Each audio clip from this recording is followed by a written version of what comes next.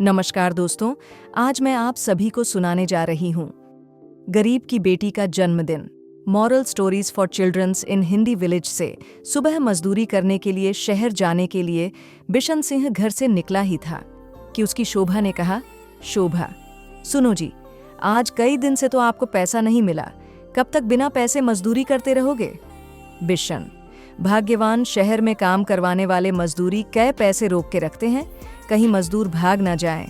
लेकिन आज जहां मैं काम करता हूं वहां का काम खत्म हो जाएगा। तभी उसकी बेटी कविता भागते हुए आई और कहा, पिताजी आपने कहा था मेरे जन्मदिन पर नए कपड़े लाओगे, आज मेरा जन्मदिन है, मुझे नई फ्रॉक चाहिए।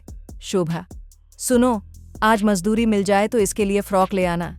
बिशन, ठीक है बेटा, आज मैं फ्रॉक लेकर आऊंगा और साथ में मिठाई भी, शाम को तेरा जन्मदिन मनाएंगे।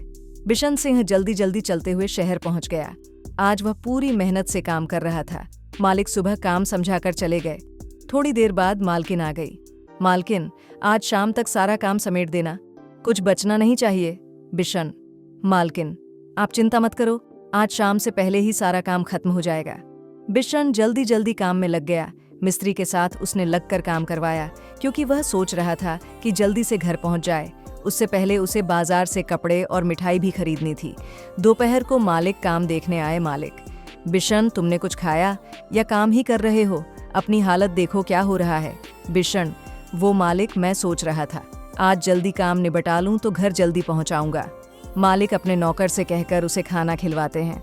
जब बिशन खाना खा रहा था तभी मालकिन आई और बोली, काम छोड़कर खाने बैठ गया, काम कब करेगा? तभी मालिक बोले, उसे मैंने खाना दिया है, कुछ तो तरस खाओ, इस पर सुबह से भूखे पेट खड़ी मेहनत कर रहा है। बिशन खाना खाकर कुछ देर आराम कर ले, फिर काम करना। बिशन ने जल्दी से खाना खाया और आराम करे बगैर काम पर लग गया। मालिक कुछ देर बाद चले गए। शाम को जब वह हाथ धो रहा था तभी मालकिन आ गई।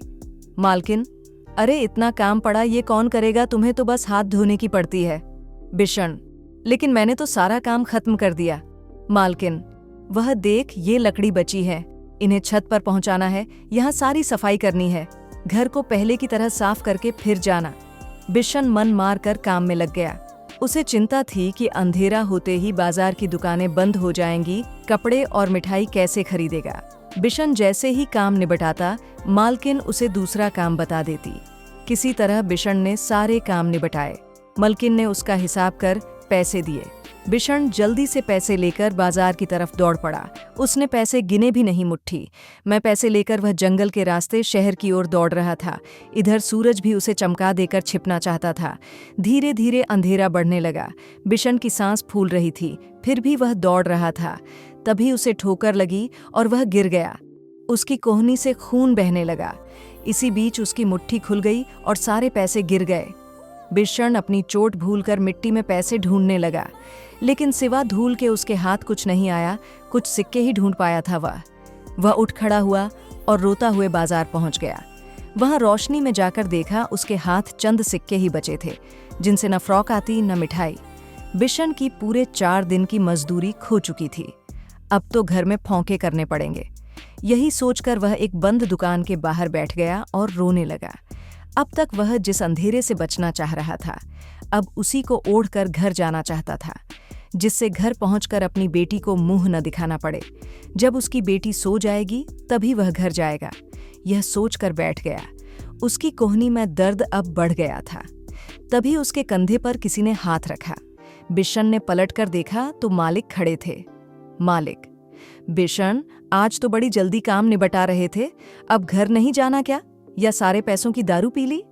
बिशन ने रोते हुए सारी बात बताई। मालिक ने अपने ड्राइवर के कान में कुछ कहा और उसे कुछ पैसे दिए। ड्राइवर वहां से चला गया। मालिक, चिंता मत करो, सब ठीक हो जाएगा। ड्राइवर कुछ देर में कपड़े और मिठाई लेकर आया। बिशन, लेकिन मालिक, यह सब और यहाँ बाजार 2 तो बंद हो गया।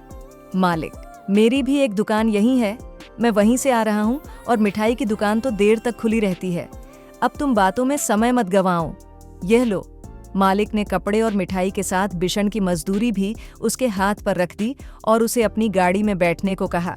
बिशन, मालिक, मैं चला जाऊंगा, मेरे गंदे कपड़ों से आपकी गाड़ी गंदी हो जाएगी। आपका यह उपकार मैं जिंदगी भर नहीं भूलूंगा। मालिक, चुपचाप गाड़ी में बैठो, यहाँ से गॉफ बहुत दूर है।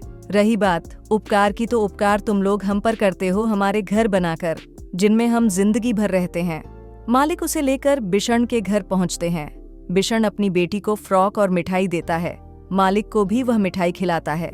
मालिक, कल से तुम मेरी दुकान पर आ जाना, मैं तुम्हें नौकरी पर रख रहा हूँ, कब तक मजदूरी करते रहोगे। बिशन मालिक के पैरों में गिर गया। इस तरह बिशन के दिन बदल जाते हैं। अब वह पूरी दुकान संभाल लेता है। शिक्षा, मेहनत और ईमानदारी की कभी हार नहीं होती। ईश्वर किसी न किसी रूप में मदद करने पहुंच ही जाते हैं।